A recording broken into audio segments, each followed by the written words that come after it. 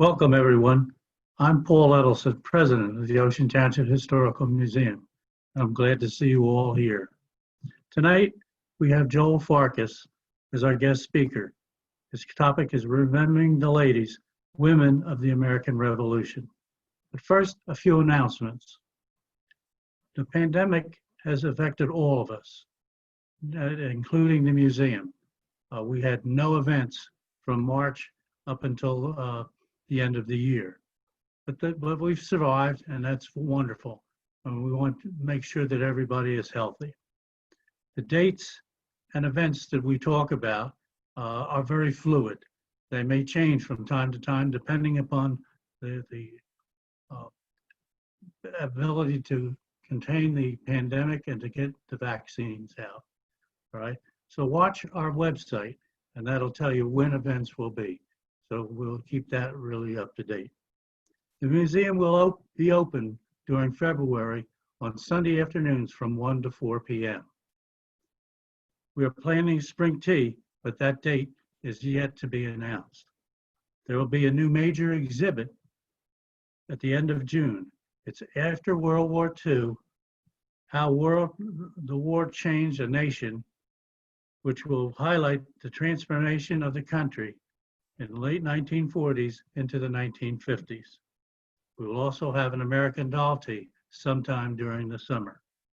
And we will have additional Zoom events in the spring, summer, and the fall for your enjoyment.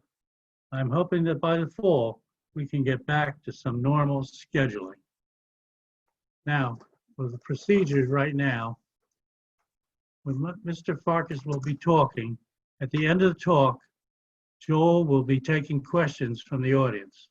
In order to keep things organized, if you have a question, type it into Zoom chat box during the talk. That is marked chat on the bottom center of the screen if you're on a PC or a Mac. If you're on a phone, click the 3 dots on the right and chat will be one of your choices. We will ask these questions at the end of the presentation.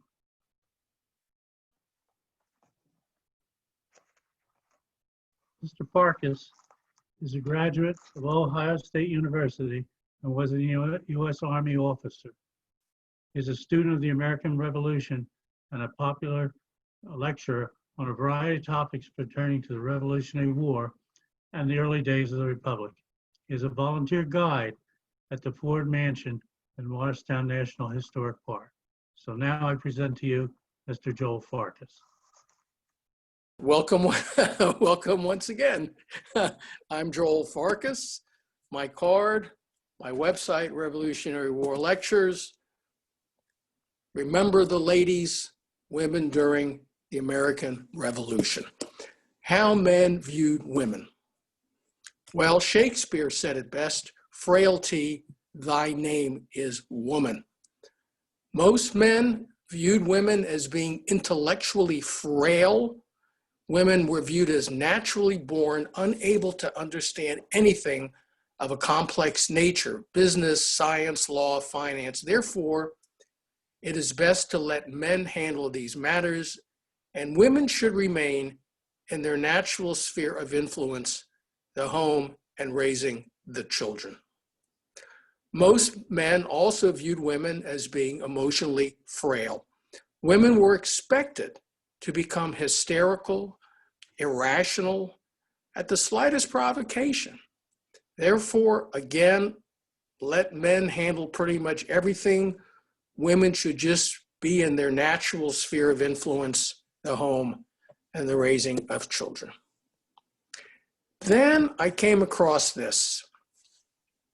This is like a letter to the editors. Look at the date, 1760. This man writes this letter and he's worried. He saw a breakdown occurring within society, and he believed that the lines of demarcation between the roles of men and women were being destroyed by brazen women. In his opinion, woman was to serve her husband, train her children, rather than strive for education. Key word here, glamour, and any aspect of 18th century life considered the domain of males. So what is happening? What is happening is what is called the Enlightenment or the Age of Reason. This is a cultural, intellectual movement that spread across Europe and, of course, also North America. And it emphasizes reason over superstition and science over blind faith. In other words, everything is to be questioned. Why are we doing things the same way time and again? Let's see if there is a better way. And that includes the prejudice that women are born intellectually and emotionally inferior to men. Well, a couple early women, Eliza Wilkinson, I won't have it thought that because we are the weaker sex as to bodily strength, we are capable of nothing more than domestic concerns. Judith Sargent Murray was one of the first women to be published. And she challenged the view that men basically were smarter than women. She argues that whatever differences existed between the intelligence of men and women were the result of prejudice and discrimination that prevented women from sharing the full range of male privilege and experience, and that would include education. No college accepted women in colonial America. As a matter of fact, colleges did not start accepting women until the 1830s. Another protester, if you will, was Mary Wollstonecraft, and she publishes A Vindication of the Rights of Women, in which she argues that women are not naturally inferior to men, but appear to be only because they lack education. Something very interesting about Mary Wollstonecraft. She had a daughter whose name was also Mary, and her daughter marries a man named Shelley, and her daughter, as Mary Shelley, wrote Frankenstein. You believe that? Would you believe Frankenstein was written in 1818? That's over 200 years ago. Fabulous. Now, let's take a look at how, when the way that men viewed women backfired. And the Academy Award for the Best Actress goes to Peggy Shippen Arnold, Mrs. Benedict Arnold. So what is going on here? Well, let me set this up for you. Benedict Arnold is now Commandant of West Point, and he has already contacted the British that he wants to be on their side. The British has sent up a spy who got the defensive plans of West Point and some other papers. On the way back to British lines, the spy is stopped. It's just a random roadside search, just bad luck. They find the papers in his boots. They bring the spy to their captain. Now, he knows something is up, but he doesn't know what. So he does two things.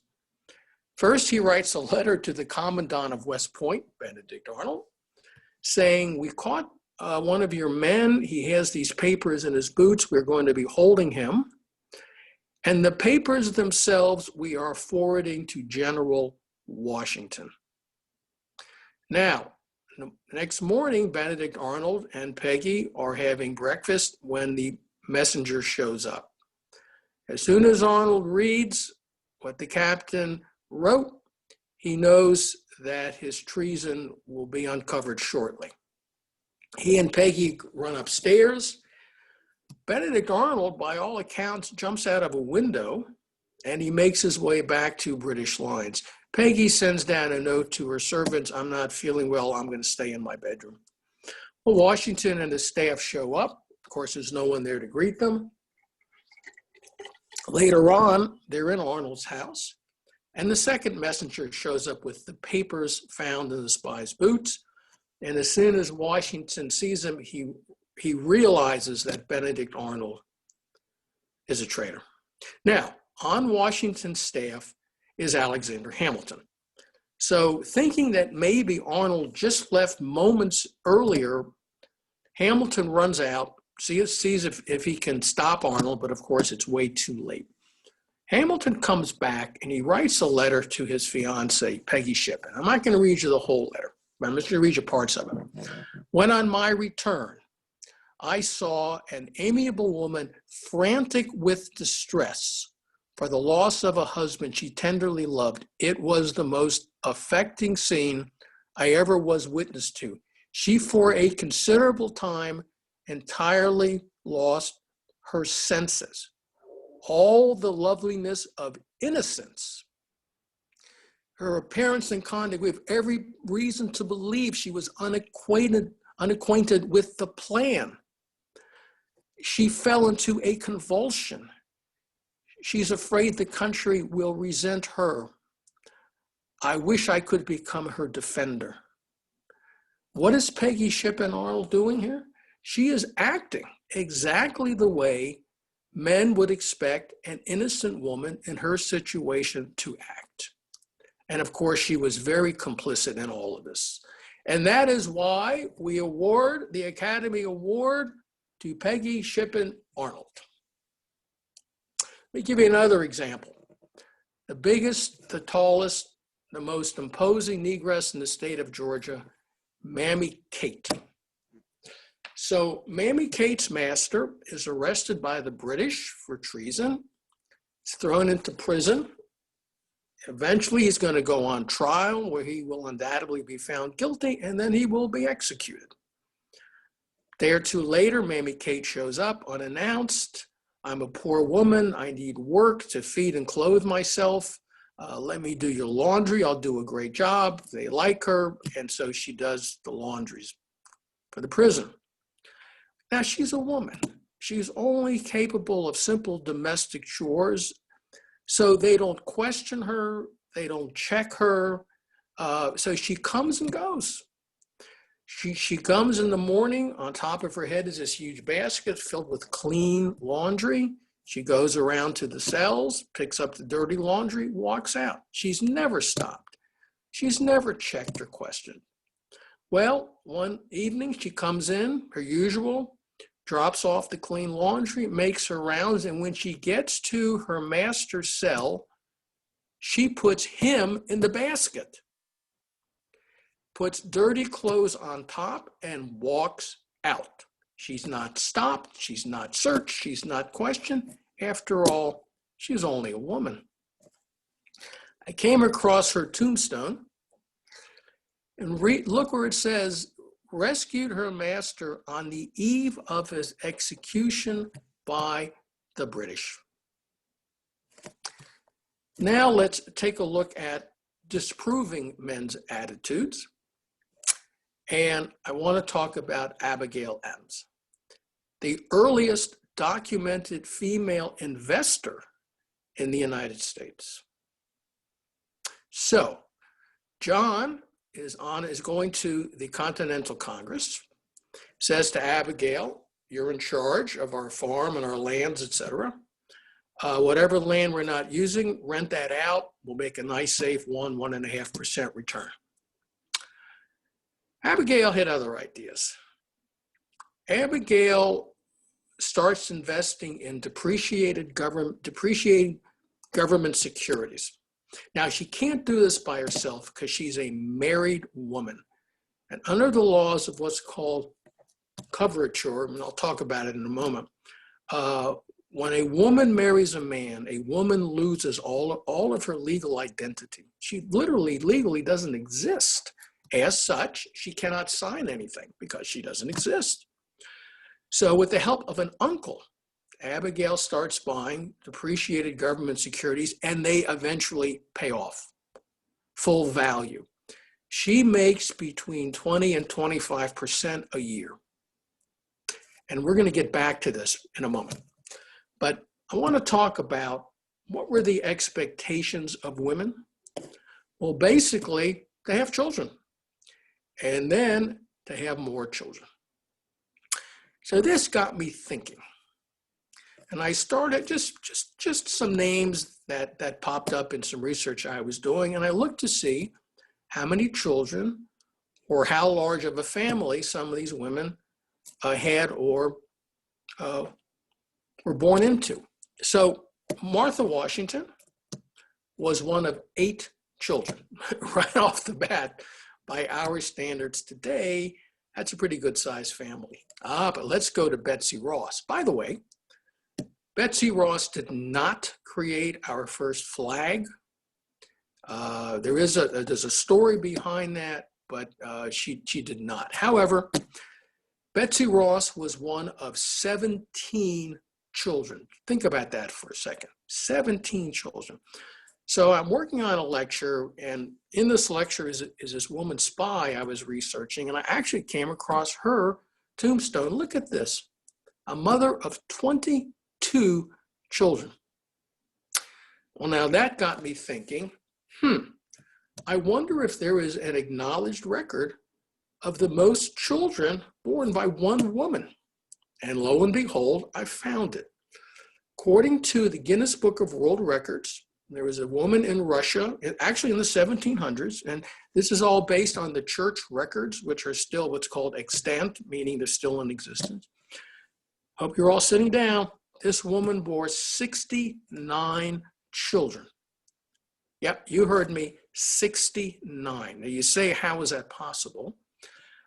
Multiple births. And if you read the little print here, you'll see what it says. I actually came across other women. Some had as many as 50 children.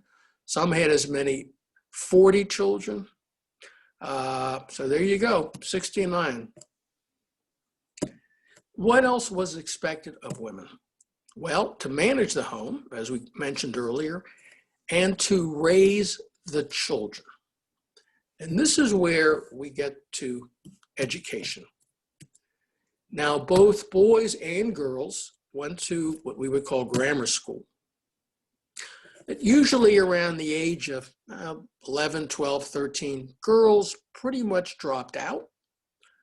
And they were homeschooled, but not in what we would think of homeschooling as, but things such as cooking and sewing, and things that would make the girl, when she was a little older, an attractive candidate as a wife.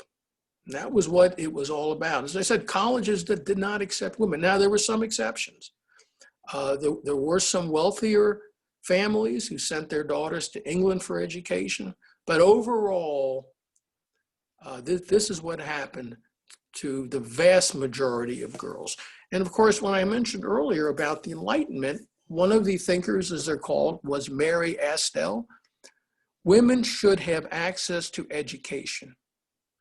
Women must ignore tradition and instead use reason and logic to better themselves and their countries. Men are born free, and thus women must be as well. Now, I'm going to talk about a forgotten feminist. Are you ready? How about Aaron Burr? Now, of course, with the play Hamilton and the duel and so on and so forth, Burr was an incredibly complex man. But again, in the context of this lecture, so Burr and his wife had a daughter, Theodosia. And Burr believed that women were fully the intellectual equal of men, and that it was only their lack of education that prevented them from attaining the intellectual accomplishments of men. So he decided he was going to give his daughter the best education possible, and he did. Unfortunately, when his daughter was 11, her mother, Burr's wife, died, and Theodosia, who was so well educated and mature, she becomes the first lady of the house. She starts hosting dinner parties with royalty and diplomats. At the age of 10, she had read all 6 volumes of The Decline and Fall of the Roman Empire. So how did women survive during wartime? Well, if you had the means, if you had a home, if you had a large family where you had a lot of hands who could help you run your farm, you stayed home. But it was very, very dangerous. But not all women had that. Some women, when their husbands or boyfriends left, they were literally out in the cold. So what did they do? They became camp followers. Now there was this idea that camp followers were all prostitutes. I don't know why that is. Certainly that's not true during the Revolutionary War. The women played a very important role in supporting the army. They helped in cleanliness, they helped in cooking, they helped in medicine, and these are really, really important. Now, there were some women who didn't want that role. They wanted to fight. Which leads me to Deborah Sampson. So Deborah, she was about 5'7", which for a woman at that period of time was fairly tall. Now, the average height of a man at that period of time was also around 5'7". So at any rate, she disguises herself as a man. She changes her name to Robert Chertoff. She goes to the town where she lives, and she goes to enlist in the Continental Army. Well, she's recognized, and someone says, "Hey, that's Deborah Sampson." So, of course, she is refused. But she is not deterred. She goes to the next town, disguised as a man, and she is accepted as a soldier. And she does very well as a soldier until she gets wounded. She gets injured, take her to the hospital. Now she has a head injury, and she has 2 bullets, not one, but 2 bullets in her thigh. So first they address the head injury, and before they can get to the thigh, she leaves. Because she knows if they look at her thigh, they're going to realize that she's a woman. Well, with a penknife, she digs one of these bullets out of her thigh. It's a miracle that she didn't get an infection. Because remember, there were no antibiotics back then. By the way, there's no anesthesia back then. Imagine sticking a knife in your thigh. Well, she couldn't get to the other bullet, so she left it in her thigh, where it remained her whole life, rest of her life. She goes back into the army. She then becomes very ill and has to go to the hospital, and then it's discovered that she's a woman. But because of her exemplary service, she is given an honorable discharge and a pension. It's the only woman to get a pension from the Revolutionary War. So what else was expected of women? Love, cherish, and obey. Remember those from the old wedding vows? But then there are the women who defied these expectations, right? Abigail Adams, who's remember the lady. She writes this to John when he is at the Continental Congress, and they're debating the Declaration of Independence. Remember the ladies and be more generous and favorable to them than your ancestors. We will not hold ourselves bound by any laws in which we have no voice or representation. Let me tell you about another interesting woman, Lucy Knox. Now, Lucy Knox's husband was Henry Knox, eventually general of the Army. Henry Knox was one of Washington's 3 main men, so to speak. In fact, Fort Knox is named after him. Knoxville, Tennessee is named after him. And Lucy writes this letter. I'm not going to read you the whole thing, but I am going to read you this part. Oh, that you had less of the military man about you. After the war, I don't know what you will do. You're being long accustomed to command, though I hope you will not consider yourself as commander-in-chief of your own house, but be convinced that there is such a thing as equal command. Equal command. So this little segment we started with wedding vows, love, cherish, and obey. I was at a wedding not too long ago, and that became love, cherish, and respect.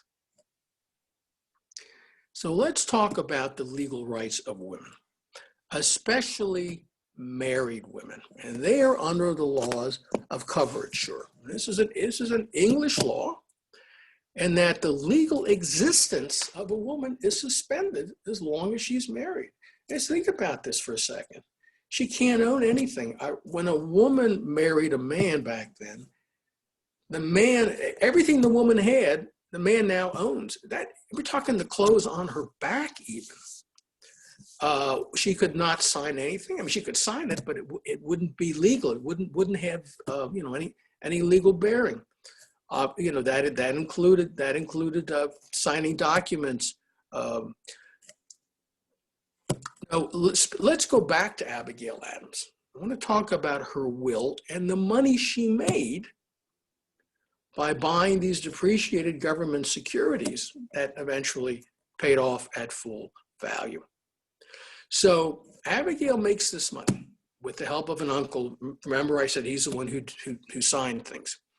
So legally, the money she made belonged to John.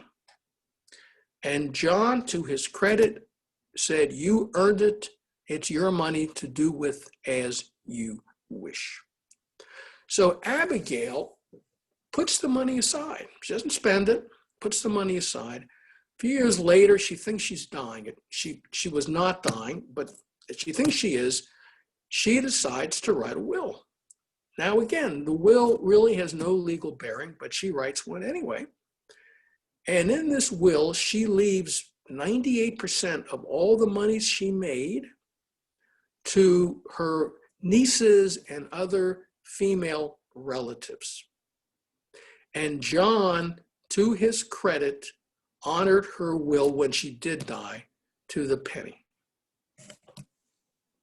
I want to talk about this man. This man is John Custis. Now, you may not know his name. His son married Martha Washington before she was Martha Washington. Martha Washington's maiden name was Dandridge. And she marries Daniel Parke Custis, the son of this man. This is a hugely powerful, wealthy, influential Virginia family. And in 7 years, Daniel and Martha had 4 children. And unfortunately, Daniel died. And 2 years later, Martha marries George. But let's go back to John Custis, Daniel's father. So John Custis was in a marriage that was, by all reports, absolutely a nightmare. So you say, why doesn't he just get divorced? Well, divorce in colonial times was a really difficult problem.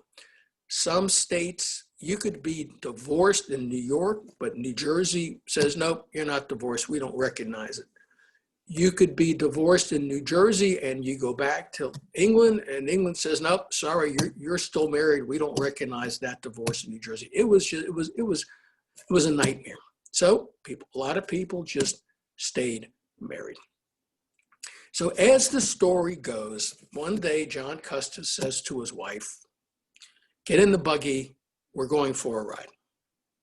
So she gets in the buggy and she realizes he is driving this buggy right into Chesapeake Bay. And she says, Mr. Custis, where are we going? And he says, Madam, we are going to hell. And she says, then drive on, Mr. Custis, because any place is better than you. I just love that.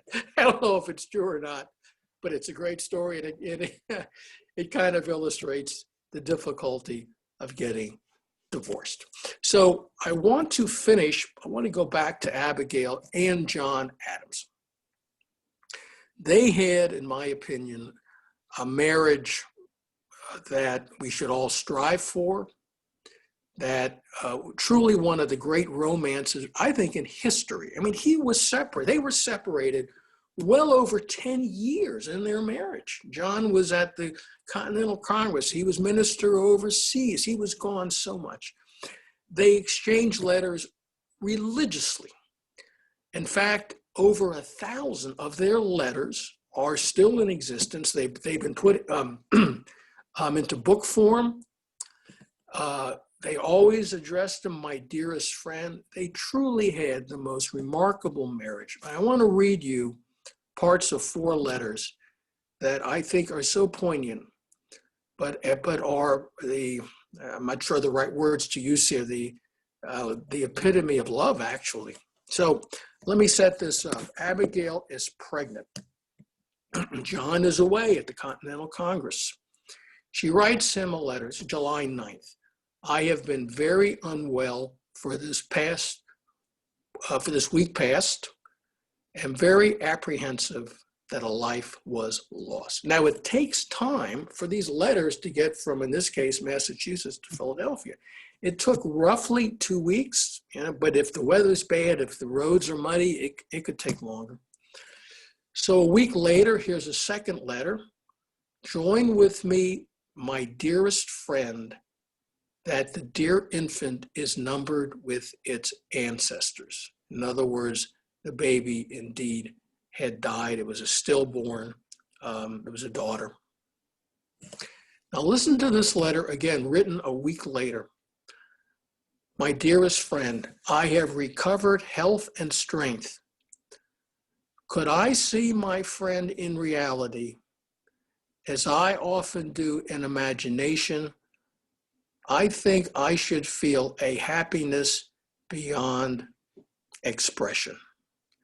Those, every time I read those words, I actually get a little choked up. I really do. I just can't imagine anything more deeply felt than that, than what is shown in those words. So here's John's answer. Again, my dearest friend, never in my whole life was my heart affected with such emotions and sensations. Devoutly do I return thanks to God, whose kind providence has reserved to me a life that is dearer to me than all other blessings, that means children, in this world. These 4 letters, every time I read them, I just think, what a wonderful, beautiful romance John and Abigail Adams had. So I want to go back to finish to Lucy Knox and equal command. And I want to show you what happens when you forget about equal command. Yep, there I am. So what is going on here? Well, my wife and I are in Williamsburg, and before we went, I had read about a restaurant, and she had read about a restaurant. And normally we just, you want to go here, you want to go there. I mean, it's only a restaurant. What difference does it make? And, we would come to a compromise. And, that'd be it. Well, it's hard to explain this even to this day to myself, but I suddenly really wanted to go to this restaurant. I mean, I really wanted to go to this restaurant. And I kind of forgot equal command. I kind of forgot compromise. And my wife, seeing how I was just beside myself, which was at any rate, so she says, okay, means that much to you, we'll go to your restaurant. So we get to my restaurant, and it was terrible. It really was. So the next day we're walking down the main street in Colonial Williamsburg. It's called Duke of Gloucester Street, and Debbie spots the pillory, and therefore there I am. So if you want to live a happier marriage life, remember equal command. So that is my talk for tonight. Again, there is my website if you want to see where I will be lecturing in the future. Of course, they're all virtual lectures at this point. I'm now going to cut away from here, and I'll be back on your screen live and in person in a moment. Okay, here we are. Everybody see me and hear me? I can't hear you. Need to be taken off mute.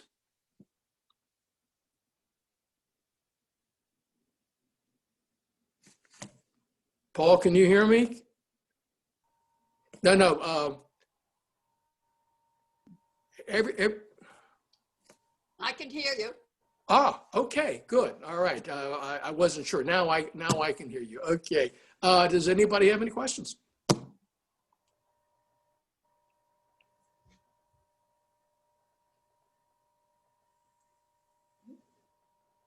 Well, I don't hear anything, so,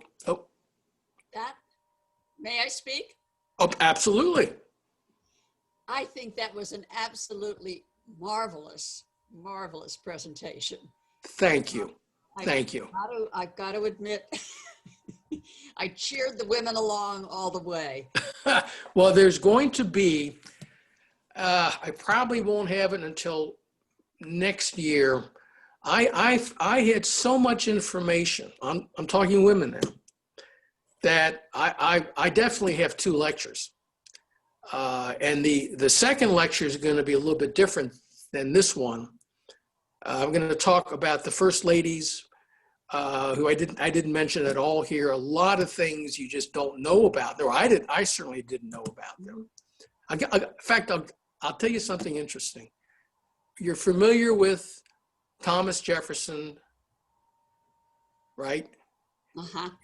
And bear with me a moment. I want to change screens and see if I can get it up there. Hang on a second for me. Okay. I don't know if I'm going to be able to do this without. I don't want to delay too many people. At any rate, Thomas Jefferson's wife, who was quite young, dies, and she makes Thomas Jefferson promise never to remarry. Why not? Well, when she was a young girl, her mother died, her father remarried, and her stepmother was not very nice to her. So Jefferson's wife, she was only 32 at the time. She's dying. She knows she's dying. She was not a strong woman. She bore 6 children, and each one took something out of her.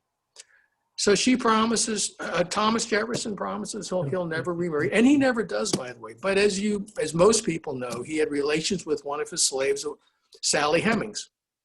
Here's what a lot of people may not know. Jefferson's wife, her name was Martha, and Sally Hemings were half sisters. Oh. They had the same father. The father was married. The father had relations with a slave. They were half sisters. Oh my. There are so many things, and this is just about women. Just about women. There are so many things I've come across that I couldn't put it all in one lecture. So maybe somewhere down the road. Great. Thank you. You're welcome. Thank you. Anybody else? Question. Sure. Okay. You can hear me? I can hear you. Okay. I'm a big mystery fan, and I read a series called the Gaslight series, which was set at the turn of from the 1800s to the 1900s. Mm-hmm. And over again in these books, they talked about that at that point, I guess divorce was more doable, but if a man divorced a woman, he could, or if she divorced, I don't think women could divorce men, he could just put her out of the house, literally with the clothes on her back. He automatically had the children, and even if she brought a fortune to the marriage, she left with nothing. I mean, not even a bag of food. Correct. And I was just wondering, was this also in effect back at the time of the revolution? I know. Absolutely. In fact, that had been pretty much the way it was in England for centuries. When a woman married a man, whatever she had, she no longer had, period. And if they got divorced, it didn't go back to her. It stayed with the ex-husband. Everything. everything. I think technically he could have kept the clothes she was wearing too. Yeah. Probably. Can I ask you a question, which is just Sure. a subjective thing? Maybe it's just because looking back, we realize what, freedoms could be like, but there was such pressure on girls to marry back then. Why didn't more women realize that they would be better off single? And if their mother and father just left them a little bit of money, maybe just live poorly rather than live like that. This was a period of time where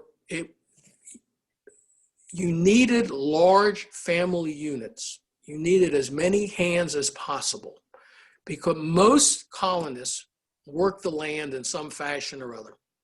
They were either fishermen, which is of course not land, but animal husbandry of some sort or farming of some sort. And life was tenuous back then. And so the larger a family, the more people there were to do this land. And this made the family more secure and safer. Plus, not everybody was going to survive. Mortality rates in colonial times, up to 1 year old, 20% of children died before they reached the age of 1. Up to the age of adulthood, I forget the actual age, whether it was, maybe it was 18, up to 40% of people died. Wow. Don't remember, back in that period of time, there were no antiseptics. There were no antibiotics. There was no anesthesia. Doctors had no concept of infection and germs and bacteria. I read 2 quotes, one of which was, "Why should I wash my hands after every operation? I'm a doctor." And the other quote was, "Why should I wash my instruments? I'm just going to use them in 5 minutes time." Meanwhile, maybe he cuts off a gangrene arm and then he goes to deliver a baby. What do you think is going to happen? Yeah. High probability of death somewhere along the line. And so large families were important because they knew, unfortunately, there was going to be a pretty substantial death toll taken just the way it was. Oh, my grandmother was one of 9, and only 3 of them lived to adulthood. She Perfect was example. 90, so she died. She died at age 51 in 1941. She fell down. She Fell down died off the young. back porch and broke her arm. Got a compound fracture, and penicillin wasn't available to the general public back then. I mentioned Lucy Knox. Lucy Knox had 13 children. Only 3 survived to adulthood. Think about that for a minute. That's how tenuous life was back then. It lasted into the 20th century too. Well, in the mid 1800s, a lot of things were, medicine was now starting to come to understand about germs and infections, and so on and so forth. And that really had a big impact. People were being bled by the 1850s. People were still being bled into the 1850s. I mean, bleeding, which we know is actually it's bad for you. So, anybody else? I saw something come across the top here. I sent you a message. You want to know something? I have no idea how to read it. So It says, I have it, Joel. okay.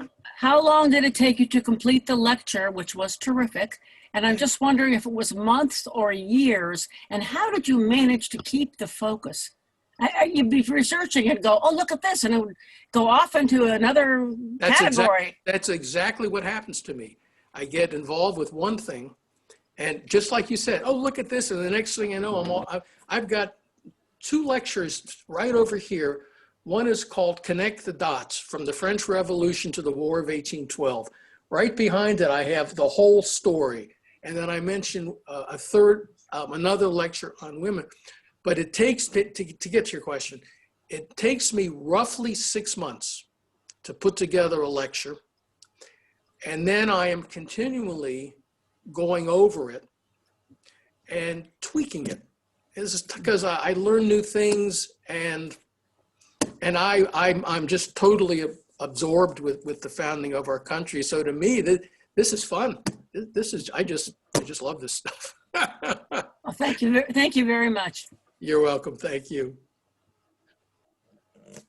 Joel, Yes. very interesting program. Thank Thank you. you so much for your research. Question that came to my mind is when Martha married her first husband and she inherited quite a very large estate from him. Now, if she had not married George Washington, would she have been able to maintain that money, have it, you know, and give it to her children, her 2 surviving children? I know she lost 2 of her 4. Correct. She lost over 4. How would that have worked?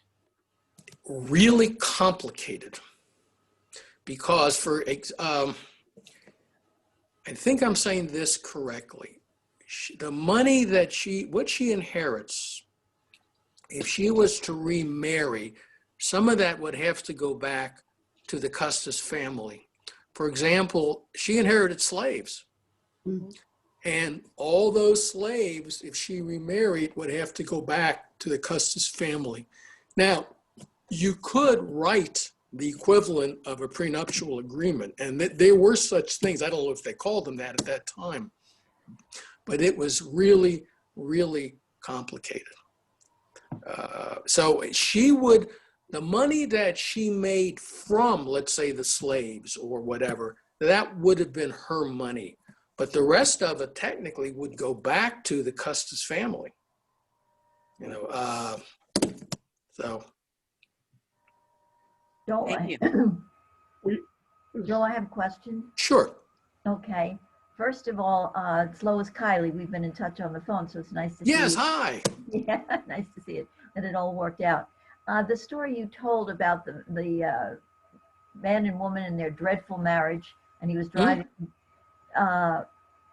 Did he stop the carriage, or did they wind up in the river? You know something, I'm not sure that really happened. I came across it and I thought it was just hysterical, and it kind of told the story of how difficult it was to get a divorce, and Don't usually go any young then. yeah. Right. Okay. Thanks I again. have a question. Yes. Go ahead. I'm a DAR registrar, and one of the things that we're really trying to do a lot of right now is find women patriots. Do you have any hints? Research. I know, but Which women are so DAR? hard. Which DAR are you in? I'm actually in Mayaca chapter in Venice, Florida. Okay, because I've lectured to a number of different DARs. In fact, I'm giving one Monday the 18th. Okay, the answer is, and I went online. You know what? I Google things, whatever comes into my head. Colonial women, lesser here, whatever, and I just look and I look and I look, and actually I like looking. So to me, it's just fun. But there, there's. I'm lucky. Anyone doing research is lucky because we can do this on the internet from our homes or wherever, as opposed to the old days when you had to go to a library and this and that. So, but there's really no way around that. Rabbit hole after rabbit hole. Well, pretty much so. But there's a huge amount of information. And if you just put in the right words in the search bar, and sometimes you need to change the words a little bit, and suddenly it opens up all kinds of new stuff. But do you ever want me to give a lecture for Venice? Let me know. With Zoom, I can lecture anywhere. That's the best part. That's wonderful. Thank you. Thank you. Any other questions? I unmuted so that we could clap for you. Oh, thank you very much. Yeah, Thank you. really enjoyed it. Thank you very much. My pleasure. You all take care. You Yeah. too. You again. Thank you very much. Thank you. Bye-bye. Bye-bye. Well, listen, I'd like to, I'm not showing here on the picture, But I'd like to thank everybody that's come, and certainly Joel, I will certainly contact him for giving us a very nice lecture. And usually at the end of our lectures, when we have them in person, I ask everybody that step to the back of the room for refreshments and homemade goods from all the ladies from the museum. Unfortunately, we can't do that, but I'm looking forward to hopefully sometime in the near future, maybe by next fall, we'll be able to do that again. So thank you everybody for coming, and I hope everybody enjoyed it. Thank you.